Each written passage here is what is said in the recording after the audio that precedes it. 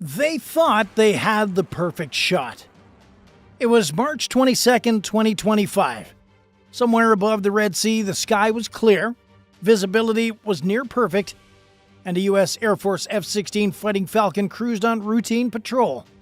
Standard altitude, nothing out of the ordinary. Then, ping. A warning light on the heads-up display flashes red. Radar lock. Another blip, then another. Missile launch, brake, brake, brake. The pilot slams his stick. Instincts kick in. The F-16 rolls hard right, flares popping, countermeasures deployed. A heat signature slices through the air. An infrared-guided Sayad missile just fired from a Houthi-controlled territory in Yemen. Fast, silent, and meant to kill. The jet dives, engines screaming. Below, the radar-jamming Growler team lights up the airwaves. Above, an E-2D Hawkeye spins into Overwatch. From the deck of the USS Eisenhower, operators are watching this unfold in real time. The missile adjusts course in midair. It's tracking the engine's heat plume. 30 seconds to impact. The pilot pulls a tight 9G turn, every inch of aircraft groaning under the strain. Fox 3 defensive, he shouts over comms. A final flare blooms from behind the jet. Brilliant, hot, confusing the missile's seeker. Boom! The missile detonated in midair. Too far to matter, the jet lives.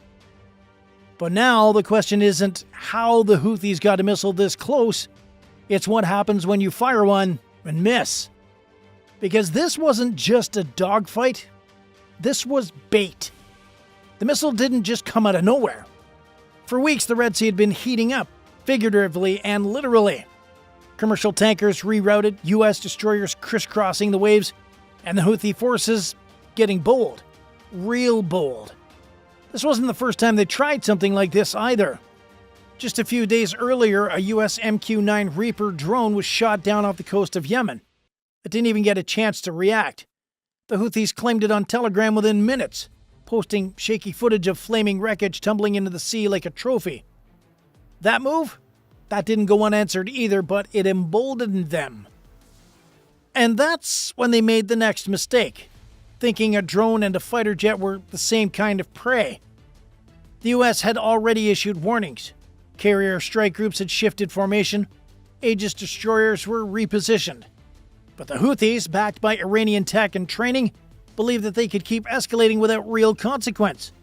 So when an American F-16 flew into their radar net, they fired. Only this time, the jet fired back. You see, that F-16 wasn't just randomly patrolling.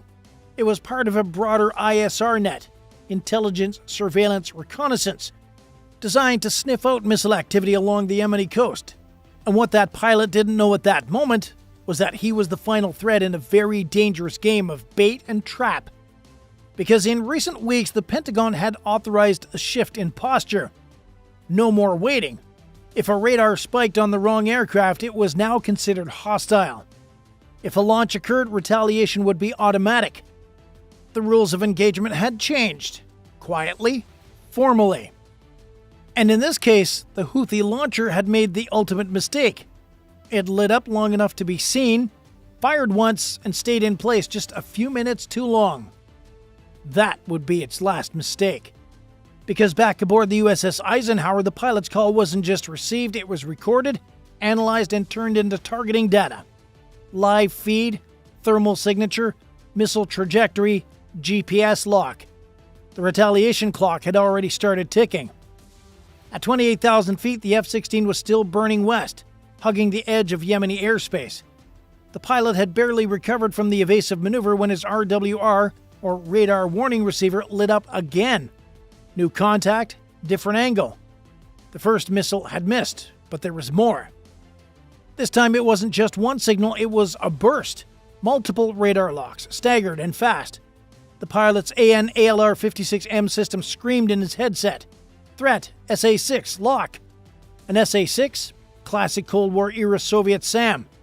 But the Houthis had been seen using Iranian copies of the same tech. Sayad-class systems, upgraded with better seekers and mobile launchers. Slow to set up, even slower to hide. But when active, they were deadly. And they were locked on. The pilot's left hand gripped the throttle, afterburners engaged. His right hand toggled the countermeasure system. prepping for another flare dump. Behind him, the exhaust glowed white-hot against the cool desert night. A perfect infrared target for any heat-seeking warhead. Viper 3 defensive, multiple locks, repeat, multiple launch points, request support. Overhead, a Growler from VAQ-140, the Patriots, was already jamming. Bursts of electromagnetic disruption poured into the air like invisible smoke, scrambling Houthi radar systems. It gave that F-16 a sliver of time. He dipped the nose and pushed it into a hard dive. The G's pinned him to a seat. Blood drained, vision tunneled, but he held the vector. High speed, low drag evasive. Flares burst in waves, like fireworks behind a ghost. The pilot banked again, then yanked the jet into a barrel roll at 700 knots, just in time. One of the incoming Syads missed by maybe 200 feet, close enough to rattle the canopy. But that was it. That was their chance. Because what the Houthis didn't know was that they were being watched the entire time, from way high above at nearly 60,000 feet. A Navy MQ-4C Triton drone had been circling in wide ISR loops. It wasn't armed, but it didn't need to be. Its job was eyes. And its eyes saw everything. Thermal spikes on the ground, electronic pulses, precise coordinates, all streamed back in real time to CENTCOM and, more importantly, to the Combat Information Center aboard the USS Dwight D. Eisenhower. The engagement had lasted less than 2 minutes, but the fallout would take hours to clean up. When the pilot returned to a holding pattern above the Red Sea, 2 more aircraft joined the airspace. First, a second F-16 from the 421st Fighter Squadron pulled up on its wing, scanning for fresh threats. Then came the call from command. Engagement confirmed, target data locked, hold position, birds en route. Translation: strike package inbound. But even before the jets launched, the Navy wasn't wasting time. Deep in the belly of an Arleigh-Burke-class destroyer sailing nearby, VLS cells were opening. VLS? Vertical Launch Systems. Inside, Tomahawk cruise missiles, precision-guided, long-range, and ready for immediate launch. The launch order came in less than 5 minutes after the missile threat ended. Target Alpha, Fire 1, confirmed trajectory. 1 missile, then 2, then 4, each screaming up into the night sky. Silent afterburn, curving east towards the Yemeni coast. And this was just the start. On deck of the USS Truman, it was already spinning up for a second phase, air power. Pilots were being briefed, weapons loaded, jets fueled. This wasn't improvisation, it was playbook stuff. The moment that missile launched, the response was already in motion. The missile had failed, but its data had succeeded.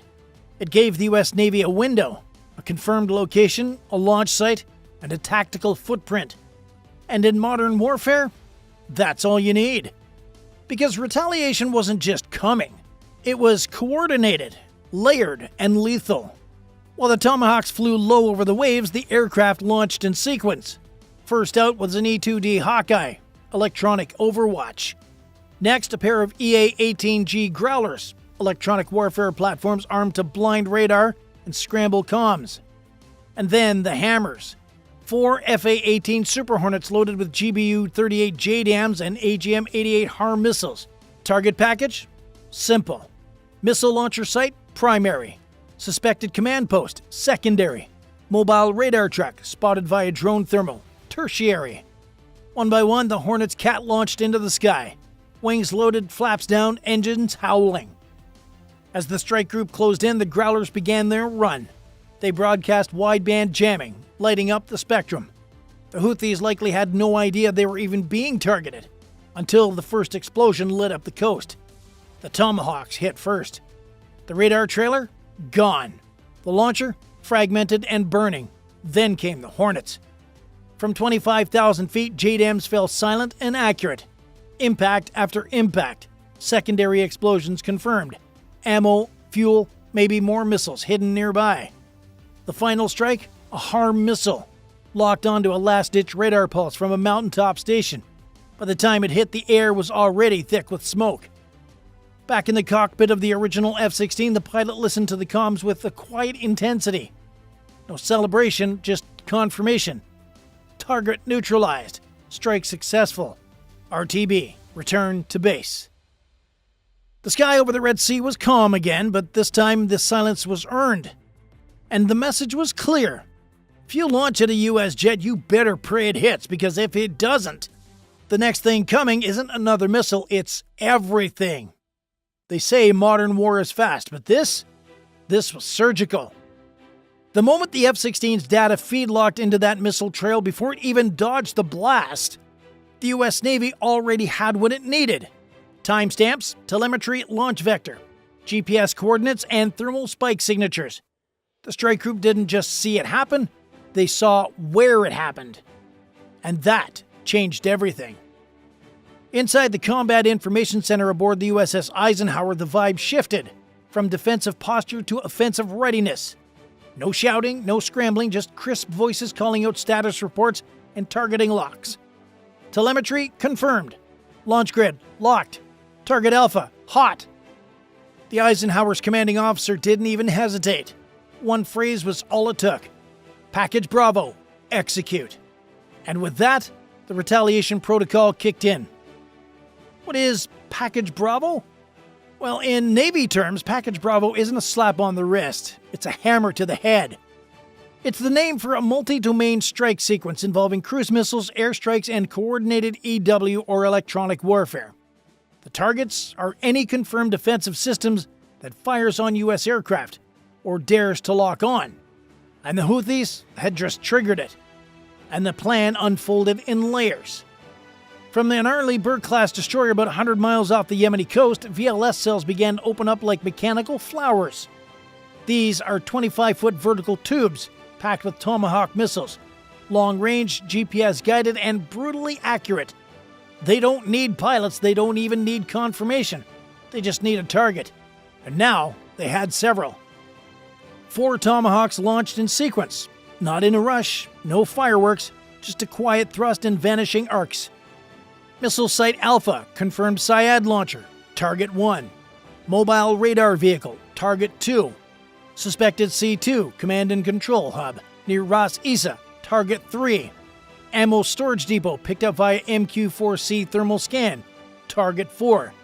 Each one plotted, programmed, and en route within 5 minutes. Meanwhile, 70 miles away aboard the USS Truman, the flight deck was coming alive. Steam hissed across the catapults, red shirts locked in munitions, GBU-38 JDAMs and AGM-88 harms, while green shirts refueled jets with machine-like precision. Yellow shirts waved FA-18 Super Hornets into position. The smell of jet fuel and salt air hit like adrenaline. Above it all, an E-2D Hawkeye had already launched, spinning its radar dish, painting a real-time map of everything in the air and on the ground. Moments later, 2 EA-18G Growlers roared into the sky. These aren't your average attack aircraft. They're flying blackout machines. Armed with ALQ-218 receivers and jamming pods, the Growler's job is to turn Houthi radar into static. No lock-ons, no guidance, just confusion and chaos. Following the Growlers, the payload. 4 FA-18 Super Hornets, each fully loaded. Hardpoints packed with joint direct attack munitions and high-speed anti-radiation missiles. Smart bombs and radar seekers designed to follow signals and blow them to hell. High above all this, a Navy MQ-4C Triton drone was still circling. Not a sound, just cold optics and warm targets. It monitored everything. Post-strike heat plumes, vehicle movement, potential evacuations. The second any Houthi unit tried to hide, it was flagged. Data flowed in from the Triton to a relay satellite, then straight to the Eisenhower's fire control team. And they were ready to redirect strike assets in real time if needed. This wasn't revenge, it was architecture. At exactly 2:12 local time, the first Tomahawk hit. Missile Site Alpha obliterated. Surveillance drones confirmed secondary explosions, indicating a stockpile of ordnance. The heat signature stayed hot for over 20 minutes. 2 minutes later, Target 2, the radar truck, lit up the coast in a bloom of orange. Its emissions had pinged one last time, enough for a harm missile to home in like a bloodhound. Then came Target 3. The suspected command post had been buried into a hillside, covered with camo netting. Didn't matter. One JDAM from 20,000 feet blew the door off the bunker. A second collapsed it in on itself. Target 4, the ammo depot, was a fireworks show. The FA-18s had dropped in low, fast, and clean. Their bomb racks now empty, they climbed back into the clouds. No losses, no alarms, just silence and smoldering debris on the ground. While the physical strikes happened, the Growlers ran interference. They jammed every known Houthi frequency, scrambled early warning radars, and spoofed their detection systems into seeing ghost fleets. In other words, while the Houthis tried to figure out what hit them, they couldn't even talk about it. No comms, no signals, just fear, smoke, and blank screens. And that was that. They fired at a fighter jet. They got a war machine in return. The Houthis, and by extension their Iranian sponsors, learned a brutal lesson. You might hit a slow drone with a lucky shot, but when you try the same move on a fully loaded F-16 or FA-18, the response won't be another drone. It will be a synchronized multi-layered counterstrike that leaves nothing standing. And that matters. Because warfare isn't just about weapons, it's about perception. The Houthis lost equipment, but more importantly, they lost face. They showed their hand and the US didn't just slap it away.